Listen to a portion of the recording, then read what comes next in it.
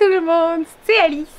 Comme d'hab quoi, c'est toujours moi. Aujourd'hui on se retrouve avec une nouvelle recette de dessert ultra nourrissant, plein de protéines, de bons lipides, de bons glucides et le tout végétal pour que vous puissiez aborder la vie avec la pêche.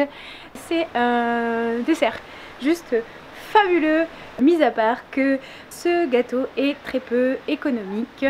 C'est-à-dire que il est chéros, onéreux, expensive.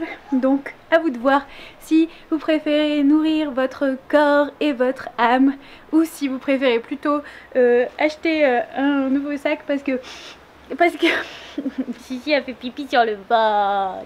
Personnellement, je choisis le gâteau parce que finalement je me suis habituée à l'odeur de pipi, de chichi, et si on se concentre bien, ça sent presque la lavande.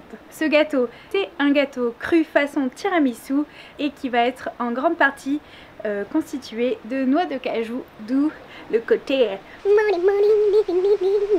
va manger des noix de cajou et on s'en fout si on n'a plus de sous. À vos tabliers, c'est parti pour la recette. Hey, c'est encore moi. Pour cette recette, vous allez avoir besoin de tout un tas de trucs. Donc je vous encourage vivement à aller voir tous les ingrédients directement inscrits dans la description de la vidéo. Et comme ça, ça vous fera lire un peu ma prose qui est somme toute extraordinaire. Avant que vraiment on s'y mette, qu'on mette les pâtes, pas des pâtes, mais des mains dans la pâte. Cette recette, comme le tiramisu, se prépare la veille pour le lendemain. Donc ça, c'est la première info importante.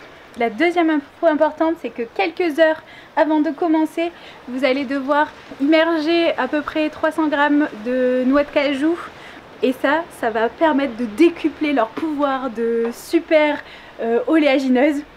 Et la troisième information importante, ah oui, c'est qu'on va se servir pour cette recette de lait de coco mais en conserve. Donc ce que vous allez faire, c'est que avant de commencer, vous allez mettre votre boîte de lait de coco au frigo, et ça va permettre que l'eau de coco et la crème se dissocient bien.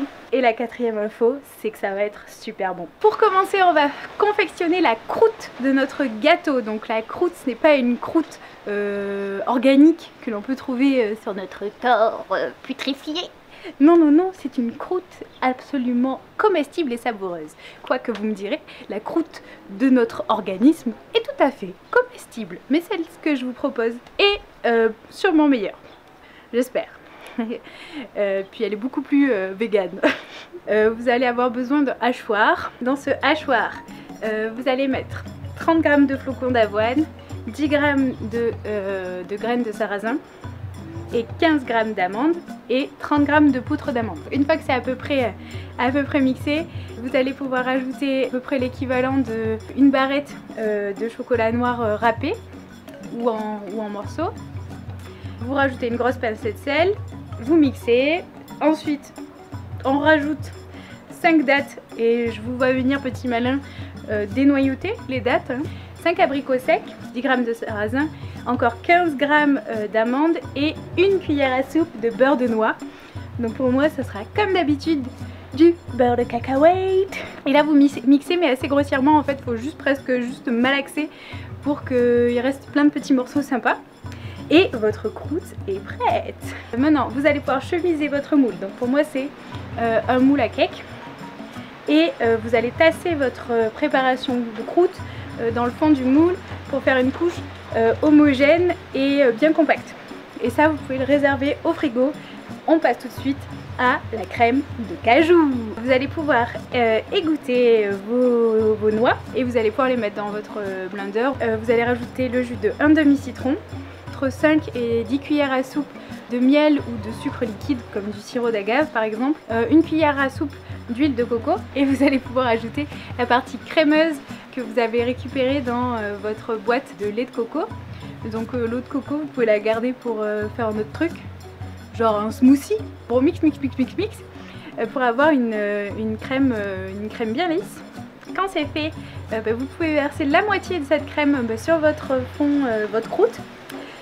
Vous pouvez mettre l'ensemble, donc croûte plus première couche de crème au frigo pour que ça fige un petit peu. Et donc dans la deuxième moitié de crème, on va rajouter 50 g de chocolat noir fondu et une cuillère à soupe de café soluble pour le côté tiramiesque.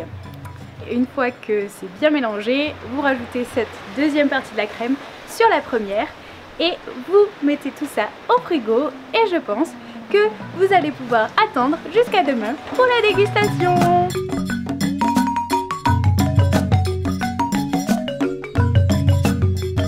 Coucou tout le monde.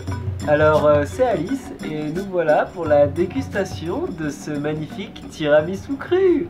Oh yeah! On se retrouve au lendemain de la préparation du tiramisu pour la dégustation. Olé! Olé. Donc David, voici le gâteau du jour. Il s'agit d'un tiramisu cru, ultra nourrissant. Donc ça c'est un encas idéal pour faire plein d'énergie. Alors on va goûter. Il y a de l'aubergine dedans? Il n'y a pas trop d'ingrédients farfelus. Okay.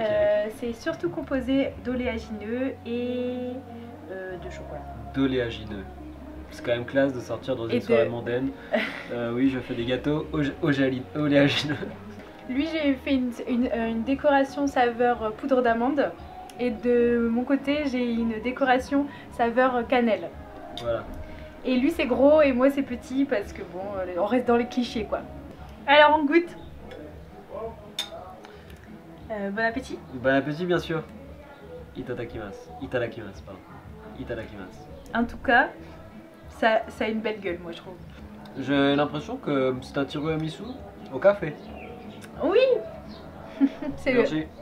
C'est presque comme on pourrait presque dire, c'est le véritable tiramisu d'Italie. Grave. On y est à un chouïa. Moi j'aime bien, déjà j'aime bien.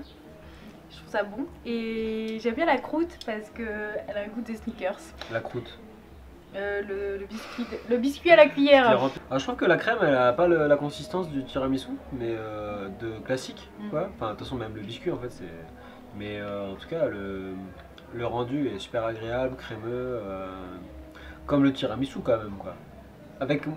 C'est un peu plus dense. Que le tiramisu? Je pense. Ouais peut-être. Ah bah c'est plus nourrissant je pense. Hein. Parce que là vraiment il y a le côté... Oléagineux. Ouais. C'est ça, le côté oléagineux. On peut pas, je pense, se resservir 10 fois de ce gâteau. Enfin, au bout d'un moment, genre, je pense que c'est un peu waouh. Ah, tu crois? Trop intense. Est-ce que c'est pas la même chose qu'on dit lors d'un gâteau parce qu'il est trop gras? On dit oh je pourrais pas en manger trop parce qu'en fait il est trop gras. Oui, c'est ça. Mais là il est bien gras vu qu'il y a beaucoup de noix. Oui, c'est vrai, c'est juste pas la même matière grasse. C'est pas la même matière grasse, tout à fait.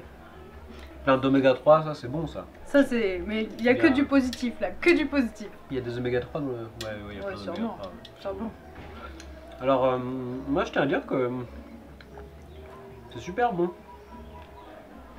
Ça m'arrive bien quoi, ça a vraiment un goût de tiramisu au café, c'est un genre de crème café avec un fond de fruits secs mais compressé. Ça me fait penser à certaines barres de céréales uniquement composées de fruits secs. Ouais, et sans... Ouais non parce que c'est pas aussi sucré. Non franchement c'est super bon. Et je trouve moi pour le coup ça m'écœure pas. Je voudrais savoir qu'est-ce que c'est la crème en fait. T'as mis quoi dedans? Ah la crème c'est des noix de cajou, des amandes et du lait de coco. Et voilà. Ah oui d'accord en fait c'est une recette avec des fruits secs et puis de l'eau quoi. Des fruits secs et des noix et du chocolat. Sérieux? Mais en fait sinon ta recette c'est uniquement des fruits secs. Ouais, c'est une déclinaison de fruits secs. Ça reste c'est perché ça. Ouais. Franchement c'est étonnant mais c'est une belle réussite. Essayez-le. Et alors ça vous allez faire le plein de protéines, de lipides, de glucides. Ouais, il y a vraiment beaucoup de lipides. Donc n'ayez pas peur de faire ce gâteau parce qu'il y a des lipides. C'est pas des lipides qui se mettent en gras, c'est des lipides qui vous donnent un beau teint. Donc faites-le. Et on se dit à la prochaine. Bonne régalade à tous. Bonne régalade à vous messieurs dames, à très bientôt.